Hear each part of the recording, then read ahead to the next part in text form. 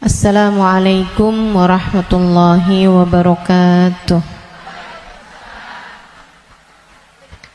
Alhamdulillah, wassalatu wassalamu ala Rasulillah Muhammad ibn Abdillah wa ala alihi wa sahbihi wa man wala. Subhanaka la ilma lana illa ma 'allamtana, innaka antal alimul hakim. Rabbi shrah li sadri wa yassir li amri wahlul 'uqdatan min lisani yafqahu qawli, amma ba'du. Betapa kematian sesuatu yang pasti. Allah Subhanahu wa taala berfirman dalam Al-Qur'an. Kata Allah, fa'bud rabbaka hatta ya'tiyakal yaqin. Fa'bud rabbaka hatta ya'tiyakal yaqin. Sembahlah Allah Subhanahu wa taala Tuhanmu. Kamu sembah Allah Subhanahu wa taala hatta ya'tiyakal yaqin. Sampai kapan kita nih diminta buat nyembah Allah? Sampai kapan kita diminta buat ibadah? Kata Allah, hatta ya'tiyakal yaqin, sampai datang sesuatu yang pasti. Apa yang pasti? Ayil maut. Yang dimaksudkan dengan suatu yang pasti itu adalah mati. Karenanya siapapun kamu di atas muka bumi ini harus belajar berusaha buat jadi hamba Allah Subhanahu wa taala yang taat. Mudah-mudahan Allah mudahkan. Amin ya rabbal alamin. Jadi orang hidup gak ada yang pasti, teman-teman. Gak ada yang pasti buat orang yang hidup. Ada yang mulai dari kecil sakit terus ada. Gak ada yang pasti hidup itu. Yang pasti ketika seseorang hidup hanya satu, namanya mati. Kalau kamu diberi kehidupan, maka satu waktu nanti kehidupan tersebut akan diambil kembali oleh Allah Subhanahu wa taala. Sebab memang hidup di dunia, begitu kamu diberi kehidupannya, udah pasti kamu akan berjumpa dengan kematian. Enggak ada yang pasti dalam hidup selain mati. Nah, kalau emang yang pasti itu mati, ngapain sisa hidup enggak dipakai buat berbekal menuju sesuatu yang pasti? Ngapain bekalannya untuk sesuatu yang enggak pasti? Misalnya nih, kamu umur tamat SMA, umur 15. Kalau kamu berpikir bahwa saya umur segini berarti udah deket lagi mau nikah, bekalan menuju nikah. Misalnya, apa yang kamu kerjakan? Hidung kurang mancung, mancungin alis kurang nyelirit,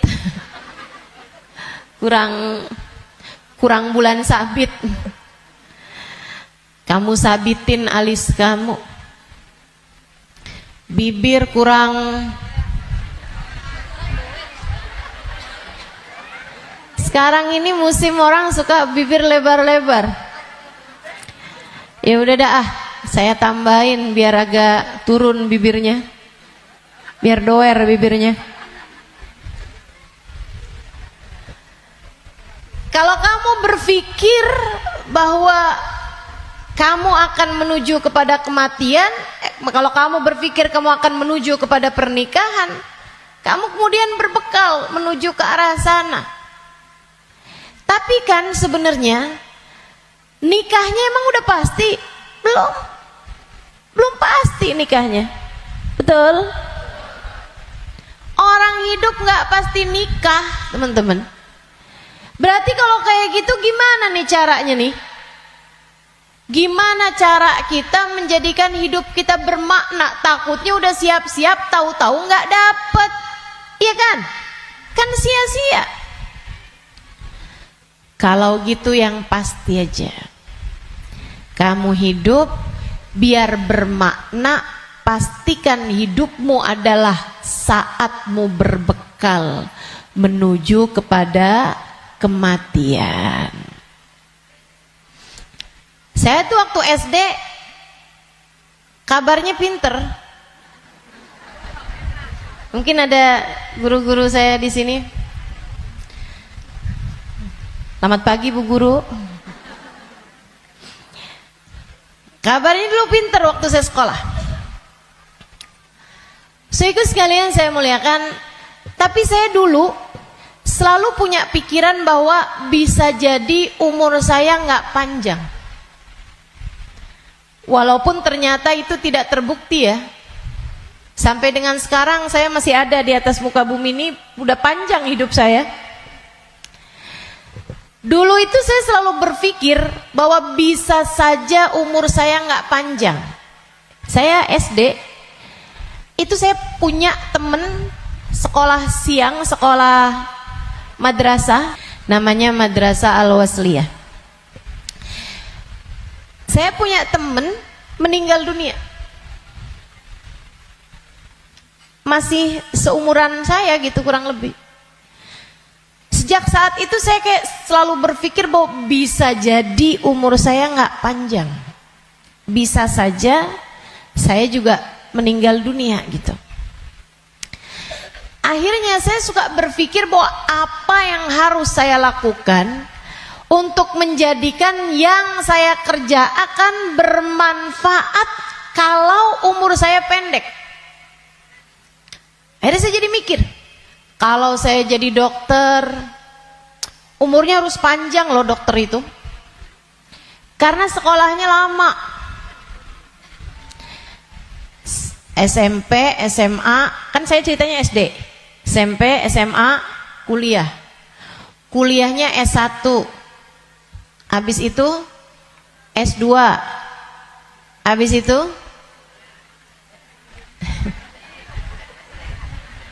ST katanya. Buat jadi dokter spesialis itu kan mesti banyak sekolahnya. Apalagi kalau mau spesialis yang spesialis lagi gitu. Buat jadi dokter yang bagus. Artinya sekolahnya tuh panjang. Baru bisa jadi dokter yang hebat, dokter yang mumpuni di atas usia 30-an tahun, bahkan mungkin 40-an tahun. Habisnya itu dia praktek mengamalkan ilmunya. Berapa lama? Sampai ketika datang ajal menjemputnya. Manfaatnya ilmunya itu berapa lama? Untuk bisa dipraktekkan bermanfaat buat umat manusia gitu. Sampai dengan berapa lama? Sebentar aja berarti. Kita aja kalau udah dirawat sama dokter yang terlalu tua rada was-was. Betul nggak? Dokternya mau nulis resep, ambil kacamata dulu gitu kan. Terus nulisnya agak tangannya gemeteran. Takut kita. Ini kalau misalnya dia ngelihatnya salah-salah gitu kan. Atau dia mau nyuntik tangannya udah gemeteran, waduh udah kayaknya rada gimana gitu. Tapi kita sama dokter muda juga kita ragu-ragu. Betul gak? Coba tuh. Betapa ternyata mau jadi dokter aja itu umurnya cuman dari sekitar 40 sampai ke 50 atau 60 tahun dah gitu. Cuman segitu doang. Sisanya udah enggak tuh. Udah enggak maksimal. Saudaraku sekalian saya muliakan, saya jadi mikir gitu. Wah, kalau gitu enggak usah jadi dokter deh. Takutnya umur-umur 30-an tahun saya meninggal, saya enggak bekalan apa-apa nih. Apa ilmu, apa hal yang bisa membuat saya bisa nggak nyesel kalau saya mati muda? Itu yang saya pikirkan lagi zaman saya SD. Hingga akhirnya saya memutuskan untuk saya akan belajar di pondok pesantren.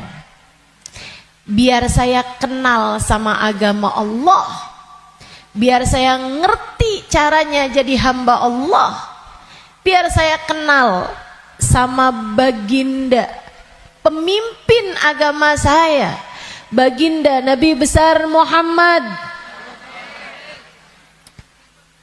biar saya bisa dekat dengannya, hingga semoga begitu saya meninggal dunia saya dapat berjumpa dan bertemu dengannya. Itu harapan saya. Akhirnya saya belajar di pondok-pondok pesantren, terus belajar. Saudaraku sekalian yang saya muliakan, alhamdulillah saya rasakan ilmu saya udah bermanfaat dari sejak usia 20 tahun. Saya udah mulai mengajar dari usia 20 tahun, dan saya mengajarnya dalam bahasa Arab di kota Tarim, Hadramaut, Yaman. Saudaraku sekalian saya muliakan, pada akhirnya kehidupan mengajarkan kita bahwa jangan mau memperjuangkan sesuatu yang tidak kamu bawa mati.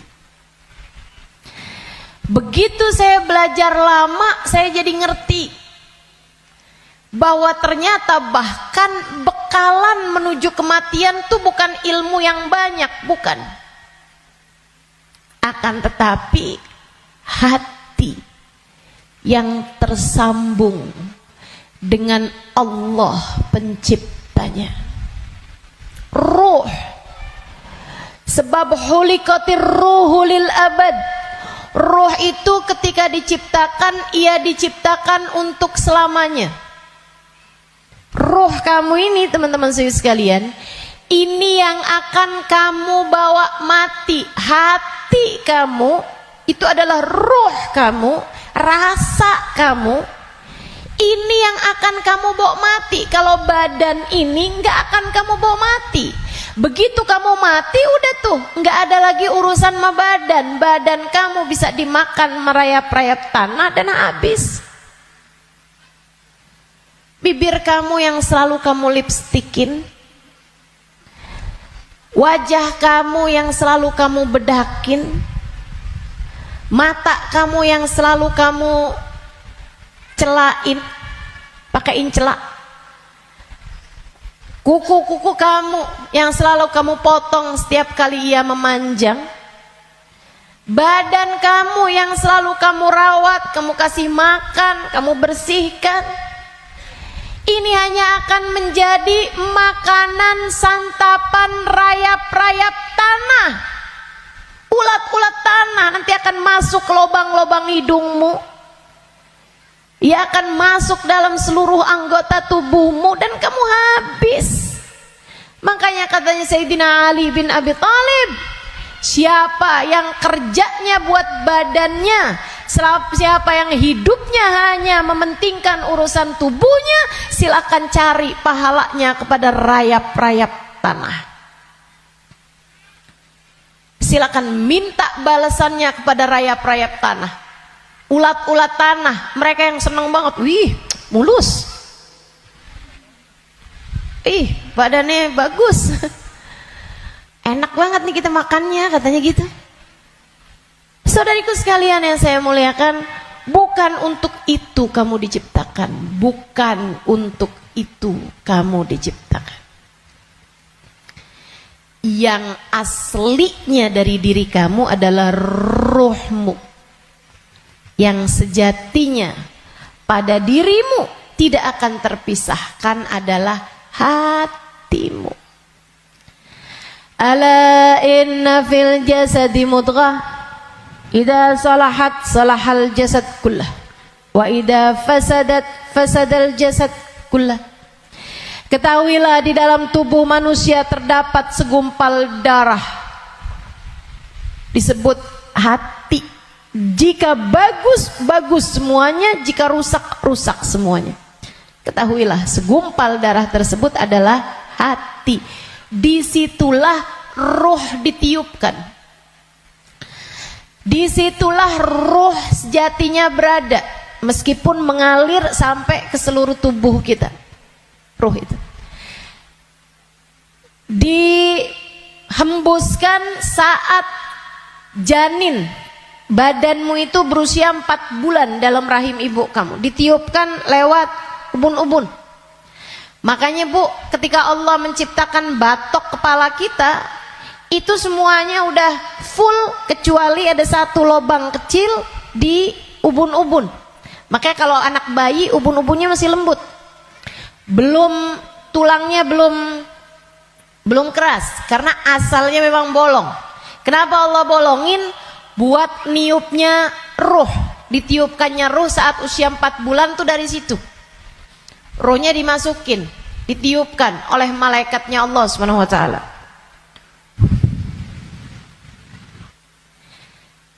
Pusatnya ditaruh di jantung atau di hati, dia pusatnya tuh ditaruh di hati, menyebar ruh tersebut sampai ke ujung-ujung jari. Itu ruh. Kalau datang kematian, dicabut lagi dari ubun-ubun.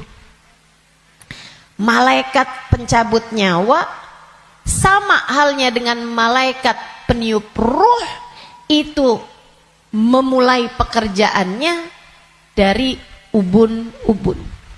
Ini nyabut nyawanya juga dari sini. Dicabut dari atas kan, yang duluan hilang yang kaki. Makanya orang kalau mati tuh kakinya duluan yang dingin.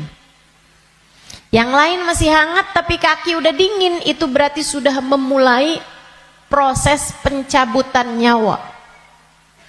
Sama kayak ada prosesnya bayi ketika keluar, makanya ada istilah pembukaan 1, bukaan 2, bukaan 3 tuh.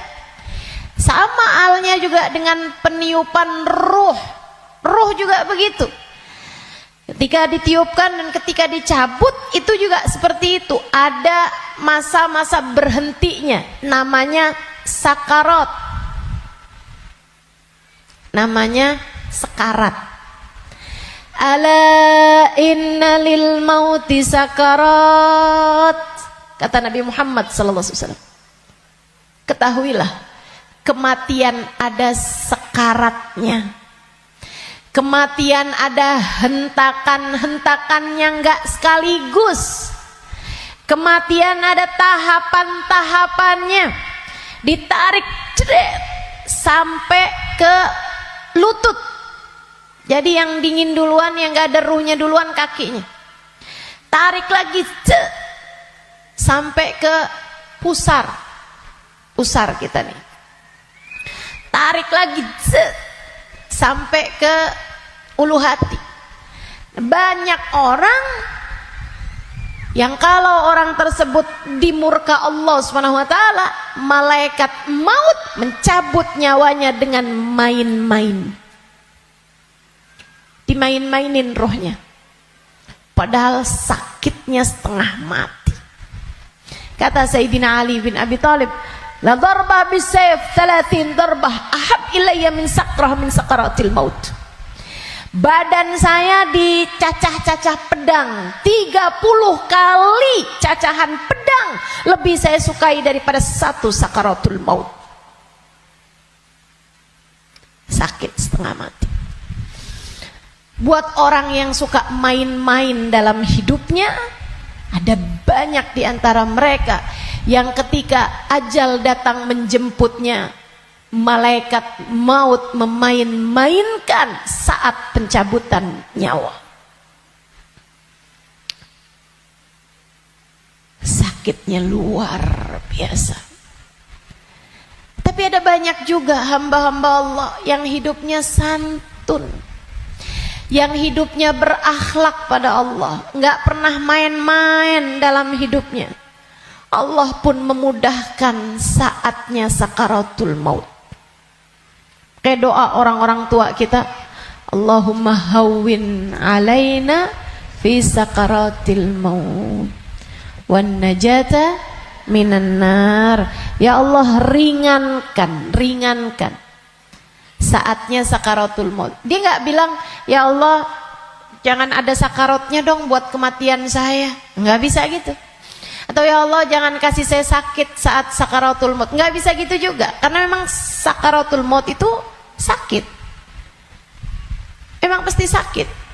Jadi yang diminta adalah Allahumma khaffif alaina fi sakaratul maut. Ya Allah, ringankan sakitnya sakaratul maut. Apa yang bisa meringankan? Maksudnya ringannya tuh gara-gara apa? Kalau kamu tanya sama saya, Ustazah, ringannya sakaratul maut tuh gara-gara apa? Saudaraku sekalian, sesuatu itu sakit bisa jadi ringan itu karena dua hal. Satu, karena memang sakitnya itu levelnya jadi ringan. Kan begitu? Sakit kan ada level-levelnya. Memang Allah jadikan sakitnya itu ringan, jadi berkurang sakitnya. Itu banyak yang seperti itu, sehingga sakaratul mautnya kayak nggak sakarat gitu, karena sama sekali nggak kesakitan. Ada yang begitu, memang diringankan sama Allah Subhanahu Wa Taala. Level sakitnya memang diturunkan oleh Allah Subhanahu Wa Taala, semacam itu. Atau yang kedua, Allah alihkan fokusnya sehingga dia jadi kayak nggak berasa sakaratul maut, karena Allah memalingkan fokusnya bukan kepada sakitnya, tapi kepada sesuatu yang lain. Apa?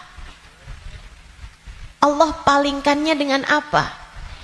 Yang paling indahnya, yang paling enaknya adalah dengan dihadirkannya baginda Nabi besar Muhammad sallallahu alaihi wasallam di saat sakaratul maut tersebut.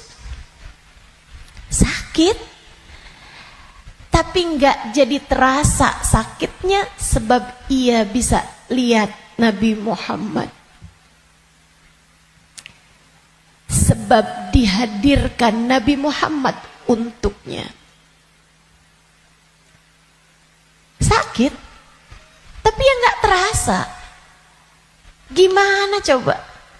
Gimana sakitnya mau terasa kalau kamu bisa ketemu Nabi Muhammad?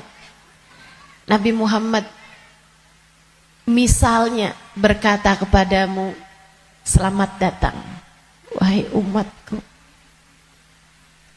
Ya udah nggak ada lagi rasa sakitnya, teman-teman. Udah jadi indah semuanya. Banyak yang begitu juga. Kekasih berjumpa dengan kekasihnya di saat sakaratul maut. Banyak. Kita ustazah gak tahu deh. Minta aja, doa aja, walaupun gak pantas, biar gak nyesel. Betul gak? Betul gak? Mau doa tapi rasanya kayak nggak pantas gitu ustazah. Orang kayak saya kematiannya dijemput sama Nabi Muhammad, emang nggak pantas. Yang kayak kamu ngomongin orang, yang kayak kamu kalau sholat berantakan, betul? Ngarepin kematiannya dijemput sama Nabi Muhammad, siapa kamu? Betul gak? Sama, saya juga berpikir hal yang sama denganmu. Siapa saya? Sampai saya berharap kematian saya dijemput sama Nabi Muhammad. Tidak ada di antara kita yang pantas. Gak ada di antara kita yang layak, gak ada. Gak ada. Tidak saya, tidak kamu, sama. Tapi kita tetap berdoa, kita tetap meminta kepada Allah Subhanahu Wa Taala. Kali-kali aja doa kita diijabah. Ya, siapa tahu ya kan? Siapa tahu. Soalnya takut kalau nggak minta nyesel. Sebab Nabi Muhammad itu dermawan. Sebab Nabi Muhammad itu dermawan. Kadang-kadang orang kalau dermawan tuh kita nggak bisa kira, tahu-tahu memberi lebih dari yang kita minta. Itu sakaratul maut. Nanti habis cabut tuh dari pusar sampai ke dada. Dada, hati, itu teman-teman pusatnya. Allati tattali'u alal afidah. Sampai ketika roh tersebut nyampe di afidah, nyampe di dada, tempatnya hati kita itu, pusatnya. Makanya orang kalau ngerasa sakit hati pasti pegang dadanya gitu. Nggak ada yang pegang kepalanya, sakit hati saya, nggak ada. Apalagi pegang kaki, sakit hati saya, nggak ada. Pasti bilang sakit hati saya gitu. Yang dipegang dada, karena memang tempatnya ruh, pusatnya itu adanya di situ, hati kita. Itu sakaratul maut paling sakitnya tuh di situ, karena sumbernya tuh di situ. Baru kemudian dicabut lagi sampai ke ghargharah, sampai ke leher. Kau udah nyampe di ghargharah, hakikat kamu akan ditampakkan. Saat itulah kamu dibukakan langit, bisa lihat tempat balik kamu tuh surga atau neraka. Dan itu bisa terjadi tahun depan, dan itu bisa terjadi bulan depan, untukmu atau untukku. Itu bisa jadi di waktu yang masih sisa panjang, bisa jadi juga sudah tinggal sedikit lagi waktumu untuk merasakan apa yang disebut dengan sakaratul maut ini. Semuanya pasti ngalamin, semuanya nggak ada yang bisa lari. Saat ghargharah, saat nyawa udah sampai di tenggorokan, dibukakan pintu demi pintu, kata Nabi Muhammad. Ketika Nabi bercerita kepada Sayyidah Aisyah, ya Aisyah, man ahabba liqa Allah, ahabballahu liqa'ah, wa man kariha liqa Allah, karihallahu liqa'ah. Wahai Aisyah, siapa yang senang saat perjumpaannya dengan Allah, Allah pun senang berjumpa dengan dia. Siapa yang benci berjumpa dengan Allah, Allah pun benci berjumpa dengan dia. Ya Rasulullah, walakinnana nakrahul maut. Bukannya semuanya takut memati, Rasul? Takut kan gak senang? Bukankah kita semuanya takut mati, Rasul? Kalau takut mati kan artinya kita nggak seneng. Kalau kita nggak seneng, Allah nggak seneng juga dong ketemu kita. Nggak gitu Aisyah. Tapi nanti saat ghargharah, saat nyawa sudah di tenggorokan, Allah akan bukakan langit-langit, dan Allah akan perlihatkan tempat kembali bagi roh seseorang. Rohnya itu baliknya kemana? Siapa yang ketika dibukakan langit-langit tahu tempat kembalinya adalah neraka, dia pun takut ketemu sama Allah, dia benci berjumpa dengan Allah, Allah pun benci berjumpa dengannya, walaupun dia bunuh diri sekalipun. Dia bunuh diri nih, pengen mati kan orang bunuh diri.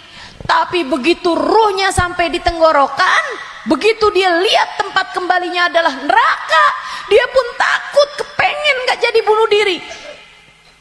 Dia pun pengen balik hidup lagi, karena dia lihat ternyata tempat kembalinya adalah neraka yang sangat menakutkan. Dia benci berjumpa dengan Allah, Allah pun benci berjumpa dengannya. Sebaliknya, orang mukmin, orang yang tawadhu, orang yang hidupnya buat nyari Allah, walaupun sebenarnya takut, walaupun sebenarnya ngeri, tapi saat langit dibuka, Dia diperlihatkan bahwa tempat kembalinya adalah surga. Dia pun rindu, dia pun ingin, dia pun cinta untuk berjumpa dengan Allah. Dia pun bahagia, dia sukacita berjumpa dengan Allah. Allah pun sukacita berjumpa dengannya. Allah pun suka untuk berjumpa dengannya. Nih, saat ghargharah ini Allah cerita dalam Al-Quran di surat Al-Mu'minun, hatta idza jaa ahadahumul maut qala rabbirji'un la'alli a'malu salihan fima taraktu kalla innaha kalimatun huwa qailuha wa min waraihim barzakhun ila yaumi yub'atsun. Sadaqallahul azim. Kata Allah, sampai ketika kematian datang kepada kalian, ketika ruh sampai di tenggorokan, dia akan berkata, Rabbirji'un, balikin saya lagi ya Allah, balikin saya lagi ya Allah. Setahun, biarkan saya tinggal lagi di dunia setahun ya Allah. Nggak boleh sebulan ya Allah, nggak boleh seminggu ya Allah. Minggu depan deh ya Allah, matinya minggu depan aja. Gak boleh minggu depan, sehari ya Allah. Besok mati gak apa-apa, jangan sekarang.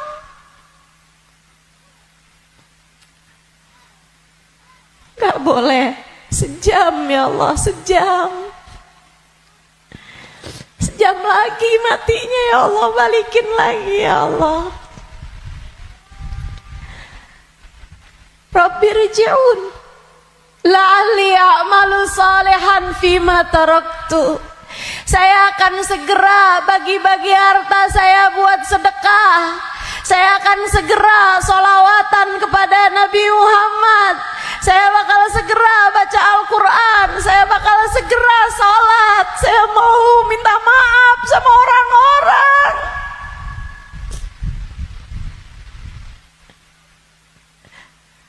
Saya mau minta maaf sama orang-orang. Sisakan untuk waktu walaupun 1 jam. La'alli a'malu salihan fima taraktu. Aku akan mengerjakan kebaikan yang selama ini saya tinggalkan.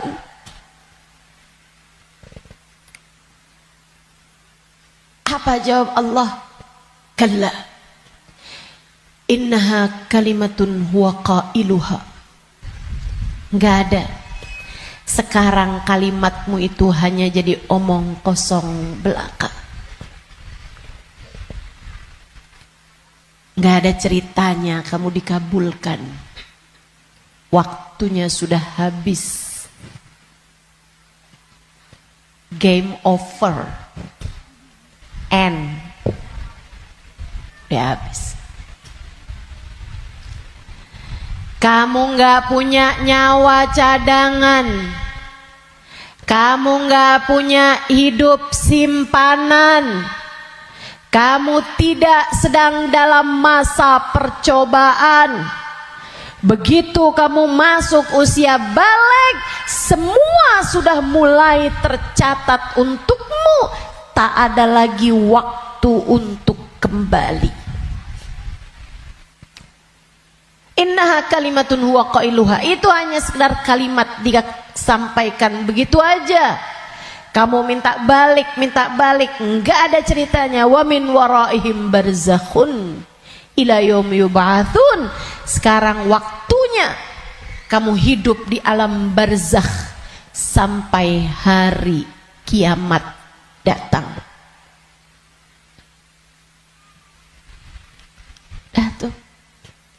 nggak bisa balik lagi. Makanya serem sama kematian teman-teman, karena dekat. Aqrab ghaib yuntadhar, kata Nabi Muhammad. Perkara gaib yang paling dekat sama kita kematian. Si ini meninggal, si itu meninggal, si itu meninggal, si itu meninggal. Semua meninggal. Maka sebagaimana kamu melihat satu hari ada jenazah diangkut, satu waktu jenazah kamu yang diangkut. Sebagaimana kamu lihat ada nama seseorang, kamu dengar nama seseorang diumumkan di masjid, satu waktu namamu yang akan diumumkan di masjid. Kamu lihat satu hari ada nama seseorang muncul dengan ucapan berbelasungkawa, turut berduka cita, yang ada di Instastory orang-orang, satu waktu nama kamu yang akan ditulis di situ. Sebagaimana ada broadcast di grup-grup WhatsApp yang menuliskan nama-nama orang dengan ucapan meninggal dunia, satu waktu akan ada namamu yang ada di situ. Innalillahi wa inna ilaihi rojiun. Turut berduka cita atas meninggalnya Halimah binti Utsman al-Idrus. Akan ada waktunya. Semua akan ada waktunya. Semua akan ada gilirannya. Pasti tanpa terkecuali. Kamu akan datang giliranmu, pasti tanpa terkecuali. Kamu bakal mati, Bu. Kamu akan mati, Dek. Kamu bakal mati, Nak. Pasti. Masalahnya tinggal, akankah Allah berkenan menerimamu? Saya tuh dulu suka liatin tulisan kalau ada orang meninggal dunia, semoga rohnya diterima di sisi Allah. Saya suka mikir gitu, ya masa ditolak, jadi terima lah. Fakta membuktikan. Kita nggak pernah lihat ada orang habis meninggal dunia terus balik lagi. Lah, bukannya kamu seminggu yang lalu meninggal? Oh, nggak diterima. Pernah? Nggak pernah. Ya saya suka pikir gitu. Jadi terima lah. Masa mau ditolak? Orang meninggal mau meninggal gitu. Tapi sesudah saya belajar, tuh waktu saya kecil mikirnya begitu. Sesudah saya belajar di pondok pesantren, belajar terus. Saya jadi paham betapa berartinya ucapan itu. Sebab kamu, saya, ketika meninggal dunia akan menjadi salah satu dari dua kelompok orang.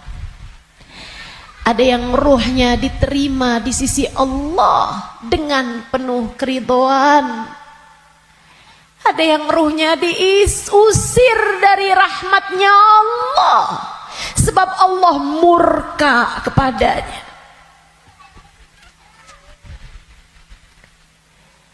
Kalau waktu hidup kayak gini nih, kamu lagi punya perlu, kamu datang ke rumah saudaramu, ditolak dari yang satu, bisa kamu datang ke tempat saudaramu yang lain.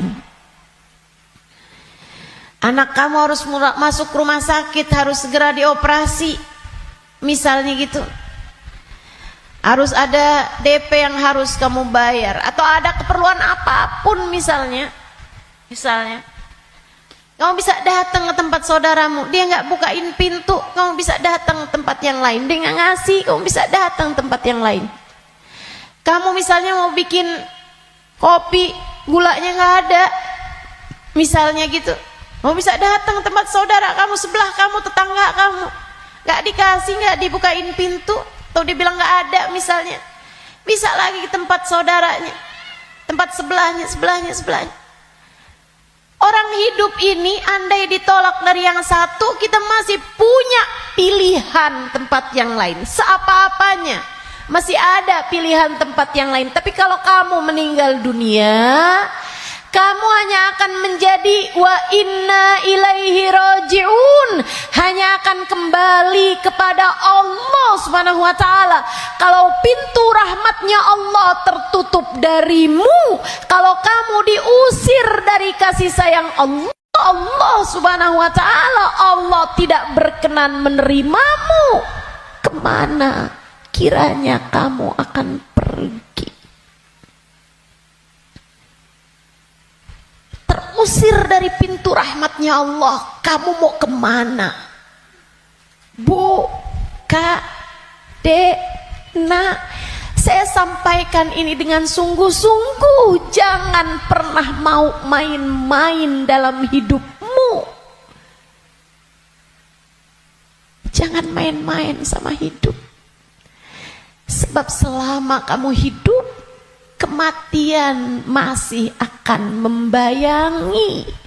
Dan begitu datang kematian sementara Allah belum ridho kepadamu, sangat mungkin rohmu tidak diterima Allah, hingga Allah pun mengusirmu dari pintu rahmatnya, dan kamu dikembalikan kepada lembah kemurkaannya.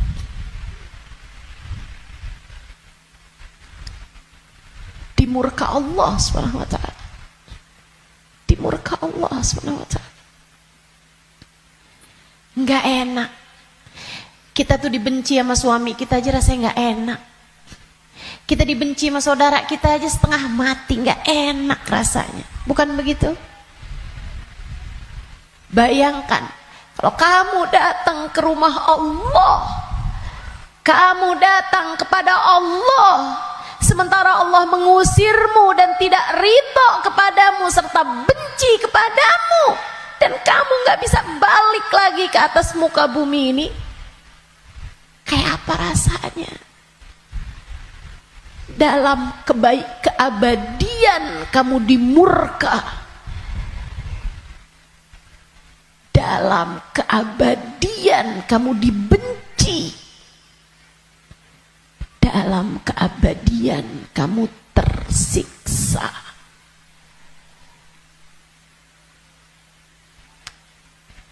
Nggak akan sabar, nggak akan sabar. Makanya sekarang nih di dunia kamu masih bisa sabar. Kalau lagi nggak enak sabar aja. Malam-malam ngantuk mau tahajud, yang sabar. Bangun tahajud, yang sabar. Biar nanti kamu gak ketemu waktu dimana kamu tidak akan sabar menghadapinya. Kamu gak akan kuat ngadepinnya. Sekarang kamu kuat. Buat puasa kamu kuat, buat baca Quran kamu kuat, buat hadir majelis taklim kamu kuat, buat baca maulid kamu kuat, buat berbuat baik pada orang tua kamu kuat, buat berbuat baik sama suami kamu kuat, buat doain anak-anak kamu kuat, buat ngurusin rumah kamu kuat, buat ngerjain kebaikan-kebaikan kamu kuat. Maka kerjakan apa yang kamu kuat untuk menghindarkan diri dari sesuatu yang kamu enggak bakal kuat. Bertahanlah terus. Bertahanlah untuk tetap menjadi solehah. Yang sabar jadi solehah. Tetaplah jadi hamba Allah yang solehah. Gak kuat nih saya, enggak, kamu kuat, kamu kuat.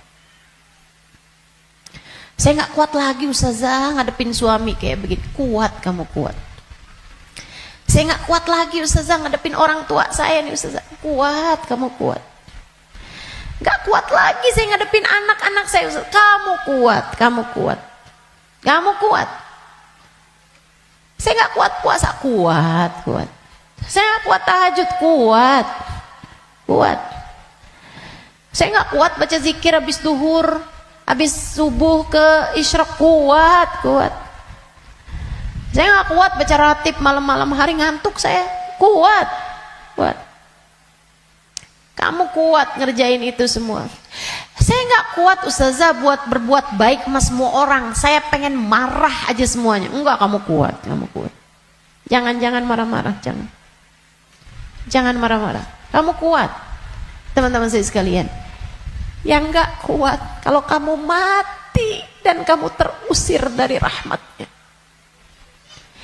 Yang kamu nggak kuat kalau sampai di dalam kubur ruhmu disiksa, kamu nggak akan kuat. Yang nggak kuat kalau kamu datang malaikat yang menanyai dalam kuburan dan kamu nggak bisa jawabnya, hingga kemudian malaikat tersebut mulai menyiksamu, kamu nggak akan kuat. Sisanya di dunia ini kamu kuat. Saya dijahatin terus sama tetangga saya nggak kuat lagi, kamu kuat. Saya ditinggalin sama teman-teman saya nggak kuat. Percaya saya, kamu kuat. Saya sakit ustazah, saya udah gak kuat lagi. Kuat. Yang kamu gak kuat kalau kamu sampai diusir dari rahmatnya Allah. Yang kamu gak kuat kalau ruhmu keluar, dan bisa jadi itu bulan depan, bisa jadi itu minggu depan. Saat ruhmu keluar dan kamu ngelihat tempat kembalimu adalah neraka, kamu gak akan kuat.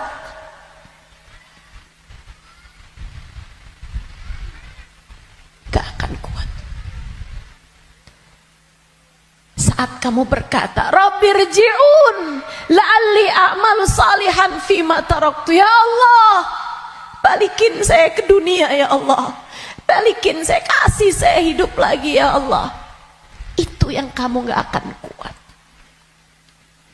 Sekarang di dunia semuanya kamu kuat jalaninnya. Kuat. Kamu mampu. Kamu bisa bertahan untuk tetap menjadi solehah. Percaya saya. Saya sangat miskin ustazah, saya udah gak kuat lagi hidup di dunia ini. Kamu kuat. Saya ambil utang aja ustazah, dipinjol, saya udah gak kuat lagi. Kamu kuat, jangan utang. Jangan ambil utangan. Apalagi pakai riba. Lebih kamu nanti tambah rusak jalannya, tambah salah hidup kamu. Kamu kuat menjalani kehidupan di atas muka bumi ini, teman-teman. Yang kamu gak kuat kalau sampai mati Allah murka padamu. Kamu enggak akan kuat.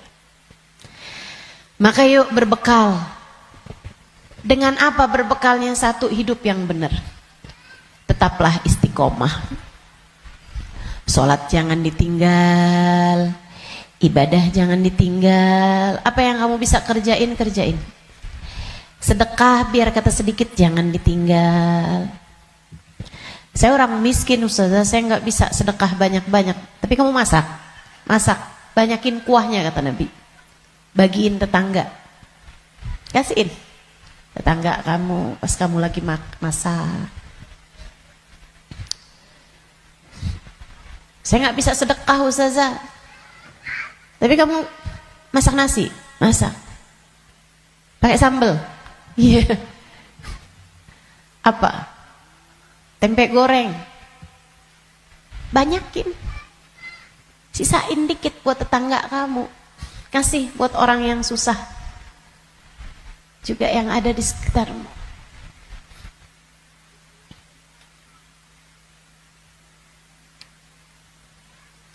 Itu pesan Nabi kita Muhammad SAW. Berbuat baik. Saya nggak bisa ustazah, saya nggak ada sesuatu yang bisa saya sedekahkan. Senyum bisa bukan? Kamu punya bibir? Ya punya sih ustazah. Ya udah senyum aja kalau gitu. Ketemu orang, bisa nyenengin orang, apa kabar? Sehat? Atau Saat kamu bangun di waktu malam, kamu angkat tanganmu, kemudian kamu bilang, ya Allah, sayangi tetangga-tetangga saya ya Allah, sayangi teman-teman saya ya Allah, ampuni dosa-dosa mereka ya Allah, orang di kampung saya ya Allah, ampuni dosa-dosanya ya Allah. Sedekah kamu buat mereka, kebaikan kamu buat mereka. Berbuat baik semampu yang kamu bisa, sebisa yang kamu mampu. Apaan aja. Bahkan sekedar kalimat pujian buat suami kamu. Alhamdulillah kamu sehat, saya senang kalau kamu udah sehat. Kata-kata yang enak gitu. Jangan sakit lagi ya, saya kesian kalau lihat kamu sakit. Saya sayang sama kamu. Kalimat yang enak. Ganti kalimat-kalimat yang gak enak. Udah sehat kan, berarti bisa kerja lagi kan. Susah kalau kamu sakit nih. Terus kita mau makan apa kalau kamu sakit terus-terusan? Gak enak banget sih kalimatnya. Kamu bakal mati. Maka pilihlah kalimat yang gak jadi penyesalan bagimu sesudah kematianmu. Yang bagus ngomongnya, yang bagus. Jangan sakiti hati orang. Iya Kak, Bu, Dek. Ucapanmu kepada orang tuamu nak, yang bagus, yang bagus. Mama yang sehat ya Ma, mama yang sehat. Enggak kok, mama nggak pernah ngerepotin. Saya seneng ada mama. Tetaplah sehat Ma, tetaplah kuat Ma. Yang bagus ngomongnya. Nanti nyesel kalau kamu yang pergi atau mamahmu yang pergi.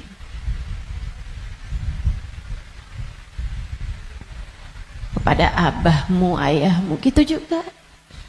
Ngomong yang bagus-bagus aja. Biar nggak tambah banyak penyesalanmu ketika datang ajal menjemputmu. Apapun dari kebaikan yang bisa kamu lakukan, lakukanlah. Udah nggak usah pakai mikir-mikir, saya mau pakai kerudungan kapan ya? Nggak usah. Sekarang orang senegeri udah pakai kerudungan semua kok.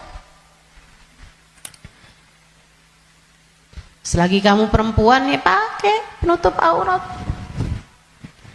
Saya nggak tahan Ustazah, saya nggak kuat pakai jilbab. Ah kuat kok. Semua kuat. Bismillah. Bismillah. Lakukan kebaikan, jangan tinggalkan. Sebab seperti mana kamu hidup, seperti itulah kamu akan mati. Jika kebaikan yang kamu lakukan dalam hidupmu, kamu hanya akan berjumpa dengan kebaikan-kebaikan sesudah kematianmu. Kebaikan kamu lakukan karena Allah, Allah akan membalasmu dengan kebaikan-kebaikan dari sisinya. Dan itu akan sangat menyenangkan. Kama ta'ish tamut. Sebagaimana kamu hidup, seperti itu pula lah kamu akan mati. Maka tetaplah istiqomah di jalan Allah. Itu bekal utama. Bekal keduanya, selalulah berdoa, selalulah meminta kepada Allah agar dikaruniai husnul khatimah. Sering-sering minta, ya muqallibal qulub, tsabbit qalbi ala dinik. Wahai zat yang membolak-balikan hati, tetapkanlah hati kami berada dalam keimanan kepadamu. Selalulah berdoa, Rabbana la tuzigh qulubana ba'da idh hadaitana wa hab lana min ladunka rahmatan innaka antal wahhab. Ya Allah, jangan pernah kau cabut hidayah iman yang telah kau anugerahkan kepadaku. Anugerahkanlah pula untuk kami rahmatmu. Sesungguhnya engkau adalah zat yang maha memberi. Selalulah berdoa, Ya Allah biha, Ya Allah biha, Ya Allah bihusnil khatimah, Ya Allah biha, Ya Allah biha, Ya Allah bihusnil khatimah.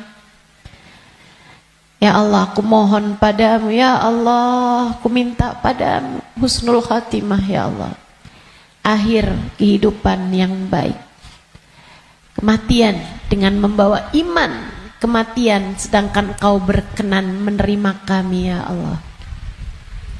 Terus doa, terus minta sama Allah. Sebab la yarudul qada illa doa. Tidak ada yang dapat menolak takdir buruk selain doa. Doa terus, doa terus, doa terus. Kalau ada waktunya doa tuh, kayak lagi majelis, kemudian silahkan berdoa, silahkan sampaikan hajatmu. Habis sholat, jangan dulu langsung bangun, sebelum kamu berzikir kemudian berdoa, kan begitu.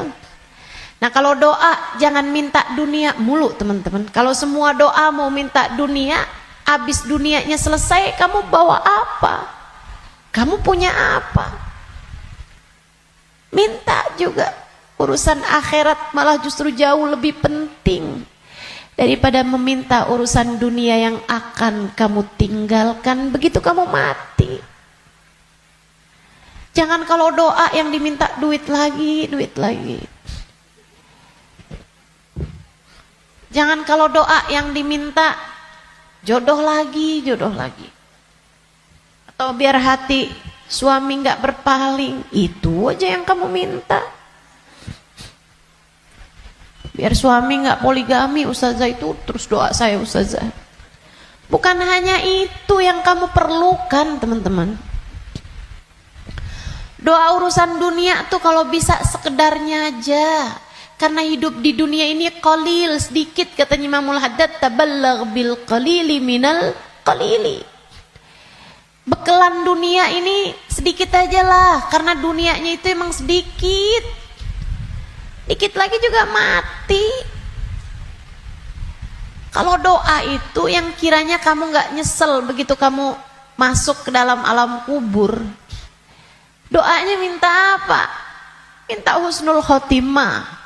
Doa minta Allah ridha, minta biar Allah selamatkan, minta biar Allah bahagiakan kalau kamu ada di dalam kuburan, minta biar Allah bahagiakan ketika nanti kamu di padang mahsyar.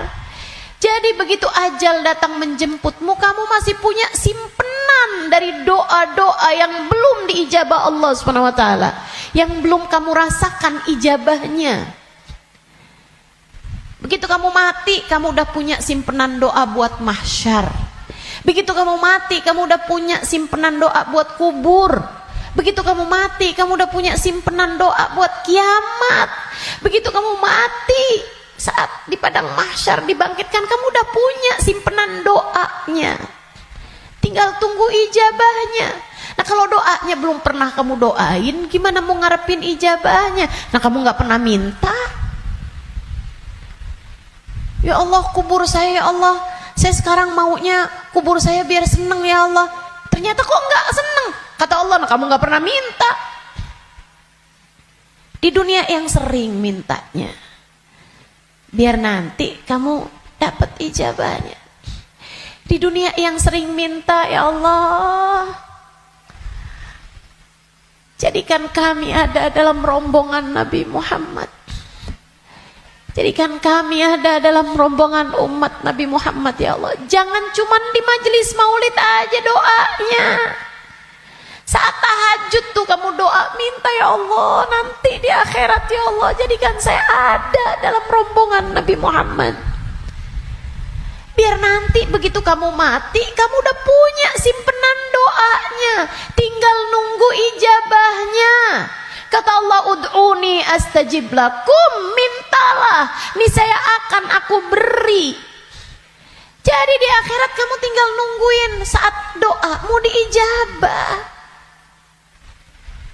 Sebab kalau kamu mintanya nanti gitu kan di akhirat, ya itu tadi kata Allah, innaha kalimatun wa qailuha. Kalimatmu tuh nggak ada artinya lagi, nggak ada maknanya lagi. Sebab akhirat bukanlah tempat berbuat. Dunia nih tempatnya berbuat. Akhirat hanyalah tempat untuk dibalas.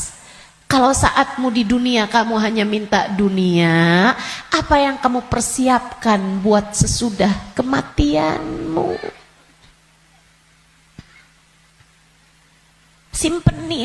Simpenin doa-doa yang banyak buat akhirat, karena akhirat itu jauh lebih panjang, jauh lebih penting, jauh lebih berarti, jauh lebih bermakna. Dunia ini hanya sebentar, teman-teman. Jangan sampai nyesel. Jangan sampai nyesel. Doa. Doa tidak pernah hanya sekedar. Itu adalah semua yang kamu perlukan. Kita semua perlu doa. Semua perlu doa. Makanya banyak-banyak doa. Minta sama Allah agar kehidupan kamu sesudah kematian menjadi kehidupan yang menyenangkan. Amin ya Rabbal. Satu tadi istiqomah taat, bekal menuju kematian ya. Yang kedua tadi apa? Doa. Yang ketiga, teman-teman saudariku sekalian, bekal menuju kematian itu ampunan dari Allah Subhanahu wa taala. Itu bisa kamu dapat dengan memohon ampunan, beristighfar dan bertaubat, meninggalkan dosa-dosa. Kamu mau berbekal menuju kematianmu, tinggalin dosa. Tinggalin dosa. Tinggalin dosa. Udah deh, ucapkan selamat tinggal buat dosa-dosa. Adik-adik yang sudah umur 20-an tahun, belum datang jodoh, Ustazah saya pacaran ya. Jangan. Kenapa Ustazah? Dosa. Tinggalin dosa. Kamu belum tentu punya waktunya buat taubat.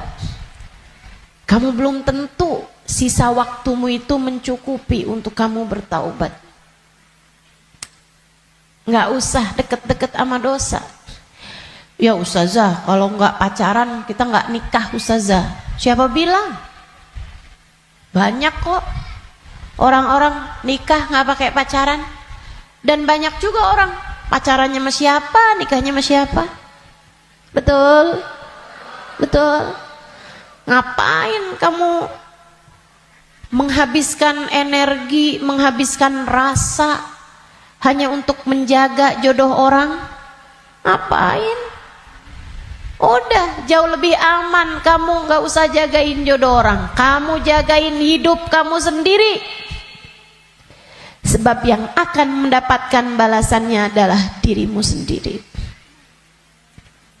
Dek, Nabi Muhammad tuh seneng sama pemuda-pemuda yang taat. Lebih daripada senengnya Nabi Muhammad sama orang-orang tua yang taat. Jadi kamu gak usah nunggu tua buat taat. Kamu gak usah nunggu tua buat deket sama Nabi Muhammad. Justru di saat kamu masih muda, andai pun kamu nanti sampai tua, justru di saat muda nih kesempatan kamu buat deket sama Nabi Muhammad. Sebab Nabi senang sama pemuda-pemudi yang hidup dalam menjalani taat kepada Allah Subhanahu wa taala. Dijanjiin barengan sama Nabi Muhammad. dijanjiin ada dalam naungan di bawah arasnya Allah di saat tidak ada naungan kecuali naungan Allah. Syab nasya fi taatillah, pemuda, pemudi, laki-laki, perempuan, muda yang hidup dalam taat pada Allah Subhanahu wa taala. Kamu umur masih 17 tahun tapi sudah istiqomah tahajud, Nabi cinta padamu. Kamu umur masih 17-18 tahun, akan tetapi kamu istiqomah baca Al-Quran, Nabi cinta padamu. Umur masih belasan tahun, tapi kamu udah punya zikiran yang kamu istiqomahkan baca. Kamu udah punya solawatan yang kamu istiqomahkan baca. Kamu bahkan nyaris hafal kitab-kitab maulid yang berisi sejarah hidupnya Nabi Muhammad. Fix, kamu pantas dicinta sama Nabi Muhammad.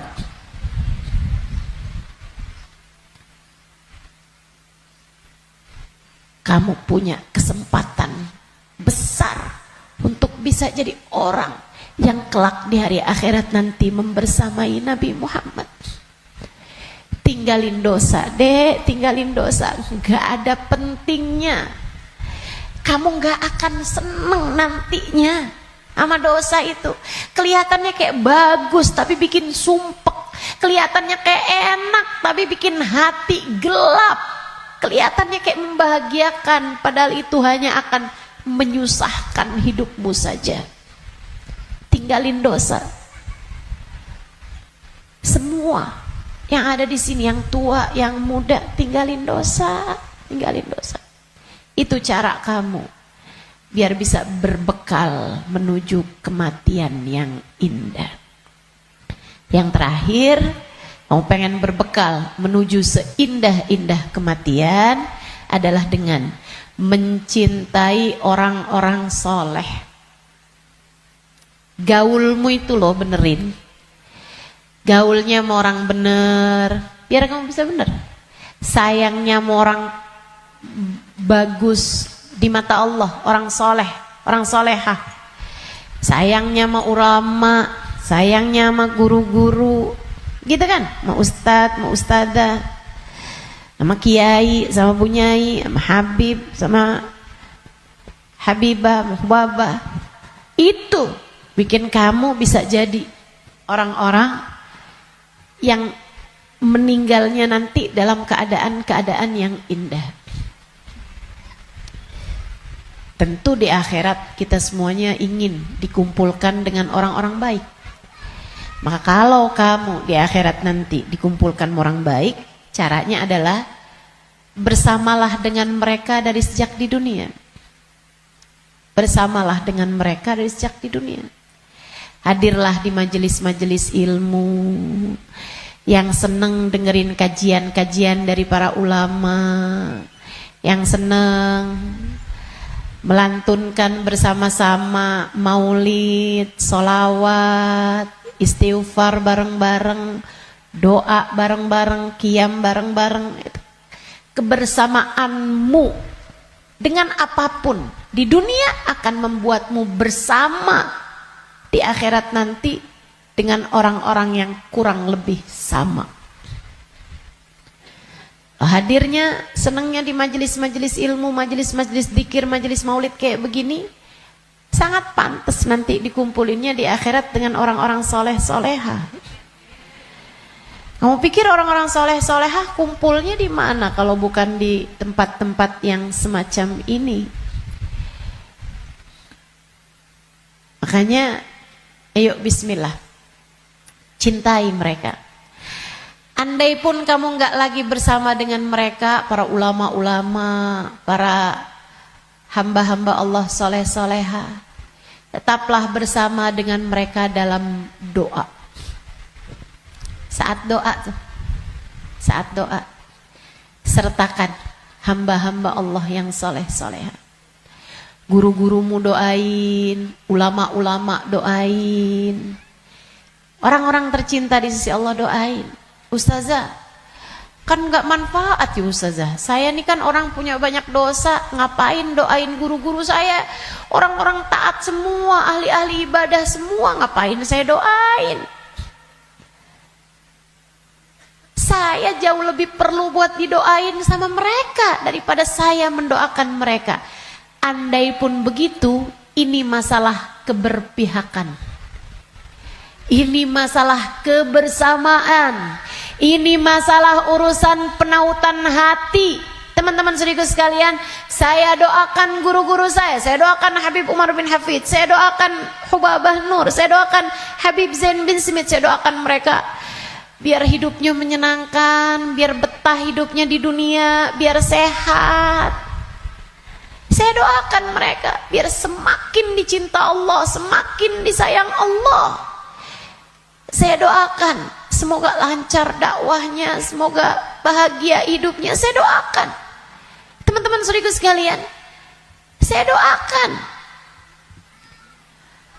Walaupun saya yakin saya lebih memerlukan doa mereka daripada doa saya. Apalah arti doa saya untuk mereka? Saya tahu itu. Tapi saya tetap berdoa untuk sebuah keberpihakan. Saya doa untuk sebuah keberpihakan. Saya doa. Teman-teman saudaraku sekalian saya muliakan, kamu tahu nggak? Kalau ada artis-artis dunia, aktor-aktor dunia, pemain bola sakit misalnya, yang doain ribuan orang, yang doain bahkan mungkin jutaan orang mendoakan orang tersebut, yang bahkan mohon maaf banyak diantara mereka yang nggak beriman kepada Allah.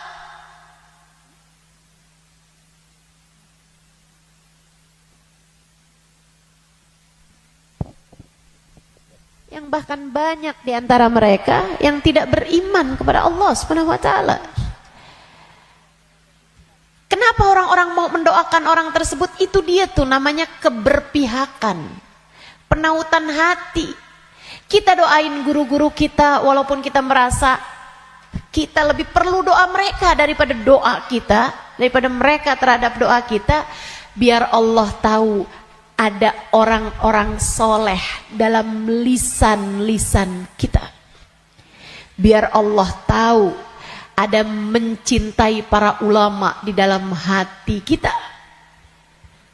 Biar Allah lihat hati kita punya cinta yang besar kepada hamba-hamba yang tercinta di sisi Allah. Pada akhirnya biar Allah tahu kita ada di jalan mereka. Kita ada di jalan mereka. Biar semoga di akhirat nanti Allah membersamakan kita bersama dengan mereka. Penting mencintai orang-orang soleh. Sebab almar'u ma'aman ahab, seseorang di akhirat nanti hanya akan dikumpulkan dengan orang yang dia cintai. Dan yang paling penting buat kita cintai, nomor satu, yang ada di puncaknya adalah baginda kita Nabi besar Muhammad. Maka bekal terbesar untukmu datang di negeri akhirat adalah dengan kamu mencintai dan banyak menyebut nama Nabi Muhammad dalam solawat-solawatmu kepadanya. Kata beliau, siapa yang suka memuliakan akhir-akhir segala sesuatu, Allah akan memuliakan akhir kehidupannya dengan husnul khotimah. Allah itu menjadikan al-umur bi khawatimiha. Segala urusan tergantung dari bagaimana akhirnya. Kata Nabi kita Muhammad sallallahu alaihi wasallam, al-umur bi khawatimiha. Segala urusan tergantung dari bagaimana akhirnya. Kita punya kehidupan, ini tergantung dari bagaimana akhirnya. Demikian pula dengan keadaan-keadaan kita. Allah Subhanahu wa taala menjadikan akhir-akhir segala sesuatu tuh yang paling bagusnya. Kayak makanan aja, kata Nabi Muhammad, al-barakah fil akhir. Berkah adanya di akhirnya. Makanya jangan ninggalin sisa di makanan. Yang paling berkahnya justru ada pada bagian akhirnya. Saudaraku sekalian saya muliakan, hari nih, sepanjang hari sama sepanjang malam, yang paling bagus bagian akhirnya. Sepanjang hari ini paling bagusnya saat menjelang maghrib. Saat sore tuh. Jelang-jelang maghrib. Sama waktu paling afdol bahkan dalam sehari semalam adalah bagian terakhir dari waktu malam. Thuluthul lailil akhir, sepertiga malam yang terakhir. Bahkan dalam hadis Nabi Muhammad sallallahu alaihi wasallam mengatakan, "Innallaha yanzil fi thuluthil lailil akhir wa yunadi hal min mustaghfirin hal min taib." Sesungguhnya Allah Subhanahu wa taala turun di sepertiga malam yang terakhir. Kemudian manggil-manggil. Mana nih di antara hambaku yang mau bertaubat, yang mau kembali, aku akan terima. Mana nih di antara hambaku yang mohon pertolongan, aku akan beri padanya pertolongan. Siapa nih di antara hambaku yang memohon ampunan, aku akan beri padanya ampunan. Hal min talib hajatin, siapa nih di antara hambaku yang meminta satu hajat, fauniluhul matalib, maka aku akan kabulkan segala hajat-hajatnya. Waktu paling mustajab di akhir malam, sesaat menjelang subuh. Sampai-sampai dikatakan ma'uqitatil wilayah illa fi jawfil lail. Tidak diberikan kewalian kecuali di malam yang sangat gelap, di kegelapan malam. Kapan kegelapan malam? Malam semakin gelap, pertanda fajar sebentar lagi terbit. Artinya bahwa waktu paling gelapnya malam adalah di bagian terakhirnya malam. Nah, itu para wali-wali jadi wali karena mereka ada di waktu tersebut sedang munajat, sedang berdoa, sedang meminta, sedang ibadah pada Allah Subhanahu wa taala. Jadi kalau lagi mikir gitu, jangan-jangan saya wali. Coba diingat-ingat. Tahajudmu gimana? Ibadahmu di waktu malam gimana? Yang masih banyak tidurnya kayak kita ini udah deh. Yang penting selamat. Gak usah ngarep jadi wali. Sedikit sekalian, waktu paling mustajab, waktu paling berkah di akhir bagian malam. Demikian pula dengan akhirnya minggu, hari Jumat. Hari Jumat itu akhirnya minggu. Nah itu kan paling afdol. Hari dalam seminggu paling afdolnya adalah hari Jumat. Saudaraku sekalian saya muliakan, kemudian akhir bulan. Itu namanya ayyamus sud, hari-hari gelap. Sunnahkan untuk berpuasa. Sebagaimana disunnahkan pula untuk berpuasa pada hari-hari terang. Yaitu ayyamul bid, tanggal 13, 14, 15 dari tiap bulannya. Nah, itu merupakan waktu-waktu yang mustajab. Termasuk juga yang segera akan kita jelang. Secara khusus yaitu akhir tahun kita ini. Waktu yang sangat mulia. Beliau mengatakan, Habib Umar bin Hafid mengatakan, kamu kalau pintar menghormati akhir tahun, akhir hari, akhir malam, gitu kan ya? Akhir dari segala sesuatu kamu suka muliakan, maka Allah Subhanahu wa taala akan memuliakan hidupmu dengan akhir yang terbaik. Kita nih hidup nih, mau kayak gimana kita jalaninnya, tetap nilainya tuh di bagian final. Sama tuh kayak orang lomba mau maraton kah, lomba mau cepet-cepetan setir mobil misalnya, lomba mau cepet-cepetan apapun aja, itu urusannya sama akhir teman-teman. Gak ada orang ceritanya lomba maraton siapa yang paling cepet jalan di awal, gak ada. Pasti apakah dia nyampe garis finish apa enggak, apakah dia nyampe bagian akhirnya apa enggak. Yang awalnya santai-santai bahkan paling belakang, kalau akhirnya dia sampai di garis finish dalam keadaan paling awal, dia terhitungnya adalah juaranya, pemenangnya. Demikian pula dengan hidup kita. Andai ada orang sepanjang hidup berbuat dosa, kata Nabi kita Muhammad sallallahu alaihi wasallam, "Lau anna imra'an", andai ada seseorang dia ngerjain perbuatan dosa sepanjang hidupnya, kemudian di akhir hidupnya dia bertaubat, di akhir hidupnya dia kembali, kemudian dia diakhiri hidupnya dalam keadaan baik, maka dia akan masuk ke dalam surga Allah Subhanahu wa taala. Orang nih kafir sepanjang hidup, begitu akhir kehidupannya masuk Islam. Biar kata baru semenit masuk Islamnya, surga akhirnya. Semua tergantung dari gimana akhirnya. Saudara sekalian saya muliakan, namun sebaliknya juga, dan ini yang kita ngeri.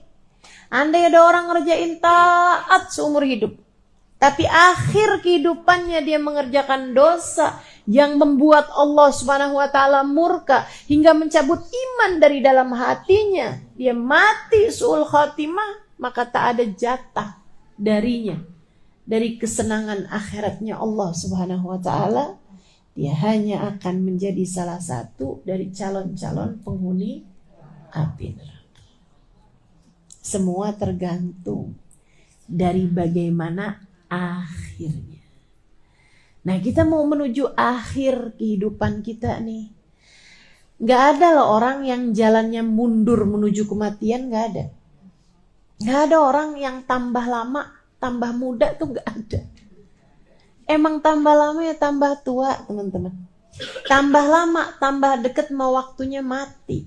Itu udah pasti.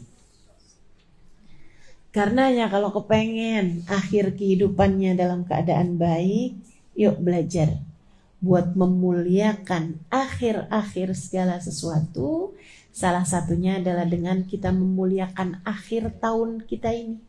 Sehingga semoga nantinya saat akhir kehidupan kita, Allah memuliakan kita dalam husnul kematian yang indah, kematian yang bagus, kematian yang bagus. Nah, apa nih yang mesti kita lakukan nih di akhir-akhir tahun semacam ini, teman-teman saudara sekalian? Yang paling penting mesti banyak-banyak minta ampunan dari Allah Subhanahu wa taala.